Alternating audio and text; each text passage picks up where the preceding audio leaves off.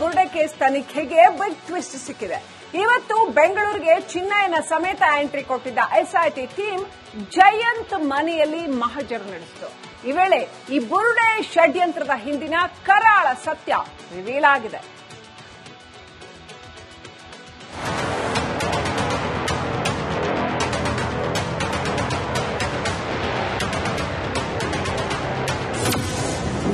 Bengaluru to Dharmasthala ರಹಸ್ಯ ಬೆನ್ನತ್ತಿದ SIT. ರಾಜಧಾನಿಯಲ್ಲೇ ಷಡ್ಯಂತ್ರ ಹೆಣೆದಿದ್ದ ಬುರುಡೆ gang.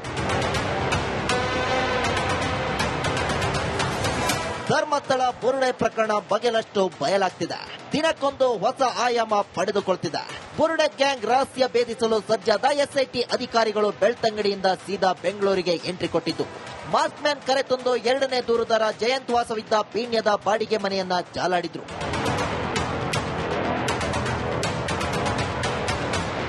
S, mask man Chinnayya SIT ವಿಚಾರಣೆ ವೇಳೆ ಹಲವು ಸ್ಫೋಟಕ ವಿಚಾರಗಳನ್ನ ಬಾಯ್ಬಿಟ್ಟಿದ್ದ.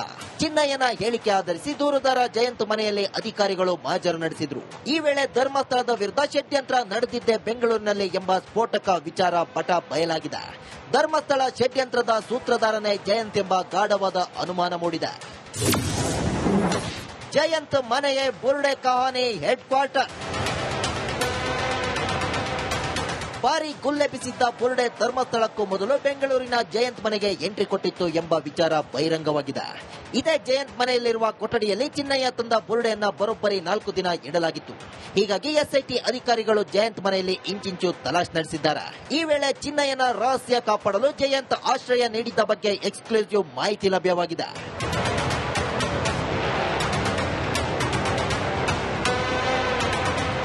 ದೂರುದಾರ ಜಯಂತ್ ಮನೆಯಲ್ಲಿ ಎಸ್ಐಟಿ ಅಧಿಕಾರಿಗಳು ಮಹಜರು ಮಾಡೋಕೆ ಕಾರಣ ಏನು? ಜಯಂತ್ಗೂ ಮಾಸ್ಕ್ ಮ್ಯಾನ್ಗೂ ಏನು ಲಿಂಕು? ಎಸ್ಐಟಿ ಅಧಿಕಾರಿಗಳ ಮುಂದೆ ಚಿನ್ನಯ್ಯ ಹೇಳಿದ ಸ್ಫೋಟಕ ಮಾಹಿತಿ ಏನು ಅಂತ ನೋಡೋದಾದ್ರೆ, ಧರ್ಮಸ್ಥಳದ ವಿರುದ್ಧ ಜಯಂತ್ ಮನೆಯಲ್ಲೇ ಷಡ್ಯಂತ್ರ ಮಾಡಿದ್ದಾಗಿ ಚಿನ್ನಯ್ಯ ವಿಚಾರಣೆ ವೇಳೆ ಹೇಳಿದ್ದಾನಂತೆ. ಬೆಂಗಳೂರಿನ ಪೀಣ್ಯದಲ್ಲಿರುವ ಬಾಡಿಗೆ ಮನೆಯನ್ನೇ ಜಯಂತ್ ಕಚೇರಿ ಮಾಡಿಕೊಂಡಿದ್ದ. 2023ರಲ್ಲಿ ಚಿನ್ನಯ್ಯ ಜಯಂತ್ ನಿವಾಸಕ್ಕೆ ಬಂದಿದ್ದು, ಕೋರ್ಟ್ಗೆ ಹಾಜರಾಗುವ ತನಕ ಚಿನ್ನಯ್ಯನಿಗೆ ಆಶ್ರಯ ನೀಡಿದ್ದಾನಂತೆ. ತಿಮರೋಡಿ ಸಂಪರ್ಕದ ಬಳಿಕವೂ ಚಿನ್ನಯ್ಯ ಬೆಂಗಳೂರಿನಲ್ಲೇ ಇದ್ದ. ಕಳೆದ 6 ತಿಂಗಳ ಹಿಂದಿನಿಂದ ಇದೇ ಪೀಣ್ಯದ ಮನೆಯಲ್ಲಿ ತಂಗಿದ್ದ ಬಗ್ಗೆ ಮಾಹಿತಿ ಲಭ್ಯವಾಗಿದೆ. ಇಲ್ಲಿಂದಲೇ ವಕೀಲರ ಜೊತೆ ಬೆಳ್ತಂಗಡಿ ನ್ಯಾಯಾಲಯಕ್ಕೆ ಎಂಟ್ರಿ ಕೊಟ್ಟಿದ್ದಾಗಿ ಚಿನ್ನಯ್ಯ ಹೇಳಿದ್ದಾನೆ. ಆಸ್ತಿ ಆದಾಯಕ್ಕೆ ಸಂಬಂಧಿಸಿದ ದಾಖಲೆಗಳು ವಶಕ್ಕೆ.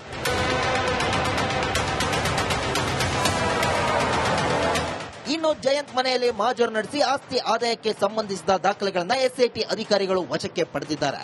ಲ್ಯಾಪ್ಟಾಪ್ ಕೂಡ ವಶಕ್ಕೆ ಪಡೆದಿದ್ದು, ಬಿಳಿ ಬಣ್ಣದ ಬಟ್ಟೆಯಲ್ಲಿ ವಶಕ್ಕೆ ಪಡೆದ ವಸ್ತುಗಳನ್ನು ಪ್ಯಾಕ್ ಮಾಡಲಾಗಿದೆ.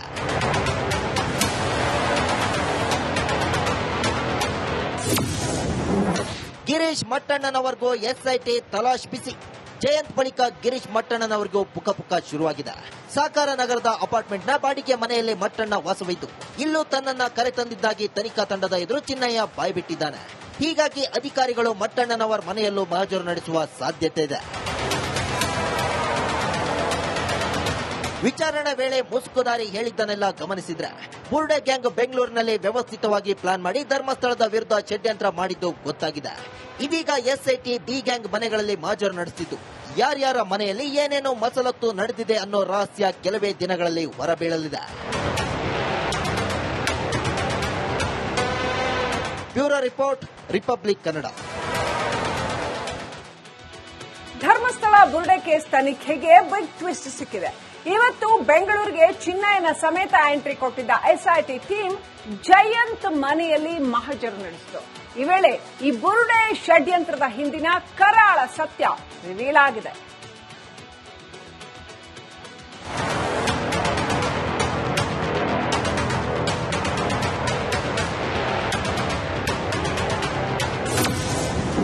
ಬೆಂಗಳೂರು ಟು ಧರ್ಮಸ್ಥಳ ರಹಸ್ಯ ಬೆನ್ನತ್ತಿದ SIT.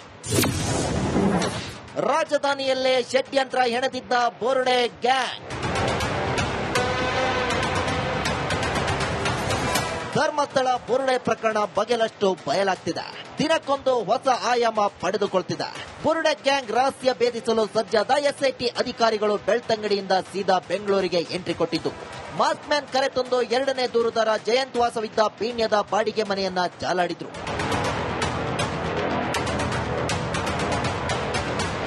S, mask man Chinnayya SIT ವಿಚಾರಣೆ ವೇಳೆ ಹಲವು ಸ್ಫೋಟಕ ವಿಚಾರಗಳನ್ನ ಬಾಯ್ಬಿಟ್ಟಿದ್ದ. ಚಿನ್ನಯ್ಯನ ಹೇಳಿಕೆ ಆಧರಿಸಿ ದೂರುದಾರ ಜಯಂತ್ ಮನೆಯಲ್ಲಿ ಅಧಿಕಾರಿಗಳು ಮಹಜರು ನಡೆಸಿದ್ರು.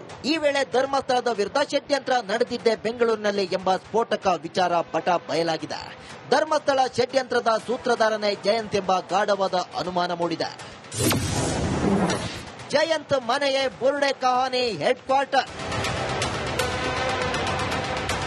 ಭಾರಿ ಗುಲ್ಲೆಬ್ಬಿಸಿದ್ದ ಬುರುಡೆ ಧರ್ಮಸ್ಥಳಕ್ಕೂ ಮೊದಲು ಬೆಂಗಳೂರಿನ ಜಯಂತ್ ಮನೆಗೆ ಎಂಟ್ರಿ ಕೊಟ್ಟಿತ್ತು ಎಂಬ ವಿಚಾರ ಬಹಿರಂಗವಾಗಿದೆ. ಇದೇ ಜಯಂತ್ ಮನೆಯಲ್ಲಿರುವ ಕೊಠಡಿಯಲ್ಲಿ ಚಿನ್ನಯ್ಯ ತಂದ ಬುರುಡೆಯನ್ನ ಬರೋಬ್ಬರಿ 4 ದಿನ ಇಡಲಾಗಿತ್ತು. ಹೀಗಾಗಿ ಎಸ್ಐಟಿ ಅಧಿಕಾರಿಗಳು ಜಯಂತ್ ಮನೆಯಲ್ಲಿ ಇಂಚಿಂಚು ತಲಾಶ್ ನಡೆಸಿದ್ದಾರೆ. ಈ ವೇಳೆ ಚಿನ್ನಯ್ಯನ ರಹಸ್ಯ ಕಾಪಾಡಲು ಜಯಂತ್ ಆಶ್ರಯ ನೀಡಿದ್ದ ಬಗ್ಗೆ ಎಕ್ಸ್ಕ್ಲೂಸಿವ್ ಮಾಹಿತಿ ಲಭ್ಯವಾಗಿದೆ.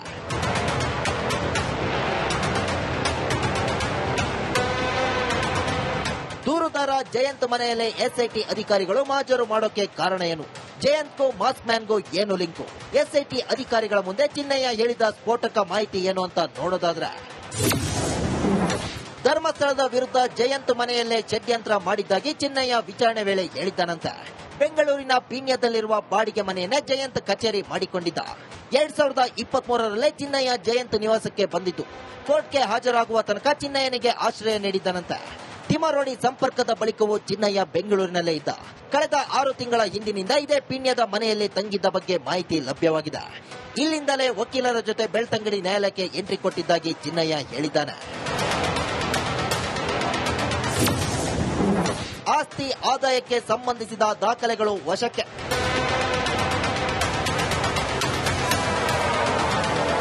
ಇನ್ನು ಜಯಂತ್ ಮನೆಯಲ್ಲಿ ಮಹಜರು ನಡೆಸಿ ಆಸ್ತಿ ಆದಾಯಕ್ಕೆ ಸಂಬಂಧಿಸಿದ ದಾಖಲೆಗಳನ್ನು ಎಸ್ಐಟಿ ಅಧಿಕಾರಿಗಳು ವಶಕ್ಕೆ ಪಡೆದಿದ್ದಾರೆ.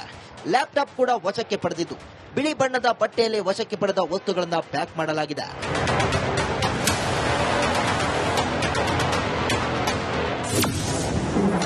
ಗಿರೀಶ್ ಮಟ್ಟಣ್ಣನವರೆಗೂ ಎಸ್ಐಟಿ ತಲಾಶ್ ಬಿಸಿ. ಜಯಂತ್ ಬಳಿಕ ಗಿರೀಶ್ ಮಟ್ಟಣ್ಣನವರಿಗೂ ಪುಕ ಶುರುವಾಗಿದೆ. ಸಾಕಾರ ನಗರದ ಅಪಾರ್ಟ್ಮೆಂಟ್ನ ಬಾಡಿಗೆ ಮನೆಯಲ್ಲಿ ಮಟ್ಟಣ್ಣ ವಾಸವಿದ್ದು, ಇಲ್ಲೂ ತನ್ನನ್ನ ಕರೆತಂದಿದ್ದಾಗಿ ತನಿಖಾ ತಂಡದ ಎದುರು ಚಿನ್ನಯ್ಯ ಬಾಯ್ಬಿಟ್ಟಿದ್ದಾನೆ. ಹೀಗಾಗಿ ಅಧಿಕಾರಿಗಳು ಮಟ್ಟಣ್ಣನವರ ಮನೆಯಲ್ಲೂ ಮಹಜರು ನಡೆಸುವ ಸಾಧ್ಯತೆ ಇದೆ. ವಿಚಾರಣೆ ವೇಳೆ ಮುಸುಕುದಾರಿ ಹೇಳಿದ್ದನ್ನೆಲ್ಲ ಗಮನಿಸಿದ್ರೆ, ಬುರುಡೆ ಗ್ಯಾಂಗ್ ಬೆಂಗಳೂರಿನಲ್ಲಿ ವ್ಯವಸ್ಥಿತವಾಗಿ ಪ್ಲಾನ್ ಮಾಡಿ ಧರ್ಮಸ್ಥಳದ ವಿರುದ್ಧ ಷಡ್ಯಂತ್ರ ಮಾಡಿದ್ದು ಗೊತ್ತಾಗಿದೆ. ಇದೀಗ ಎಸ್ಐಟಿ ಬಿ ಗ್ಯಾಂಗ್ ಮನೆಗಳಲ್ಲಿ ಮಹಜರು ನಡೆಸಿದ್ದು, ಯಾರ್ಯಾರ ಮನೆಯಲ್ಲಿ ಏನೇನೋ ಮಸಲತ್ತು ನಡೆದಿದೆ ಅನ್ನೋ ರಹಸ್ಯ ಕೆಲವೇ ದಿನಗಳಲ್ಲಿ ಹೊರಬೀಳಲಿದೆ. Bureau report, republic Kannada. ಯಾರ್ಯಾರ ಮನೆಯಲ್ಲಿ ಏನೇನೋ ಮಸಲತ್ತು ನಡೆದಿದೆ ಅನ್ನೋ ರಹಸ್ಯ ಕೆಲವೇ ದಿನಗಳಲ್ಲಿ ಹೊರಬೀಳಲಿದೆ.